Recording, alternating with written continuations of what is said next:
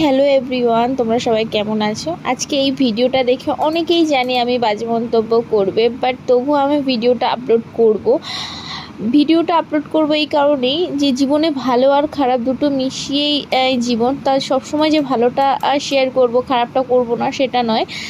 আর প্রথমেই বলি, আমি কোনো প্রফেশনাল আর্টিস্টের থেকে এই কেক বেক করা শিখিনি। আমি জাস্ট ইউটিউব দেখেই এই কেকটা বেক করেছি। প্রথমে যখন দেখেছিলাম ভিডিওটা আমি ভেবেছিলাম হয়তো খুব সহজ হবে, কিন্তু না। কেকটা আমি প্রথমেই বানাতে পারতাম, যেহেতু আমার ওটিজি আছে। ফ্রুট কেক আমি এর আগেও বানিয়েছি, বাট এই ক্রিম কেক বানানোটা খুব খুব টাফ হয়ে গেছিলো। আমি ফার্স্ট টাইম বানাচ্ছি, এই জন্য যেহেতু হাতে ক্রিম বিট করেছি এর জন্য বেশি প্রবলেম হয়েছে।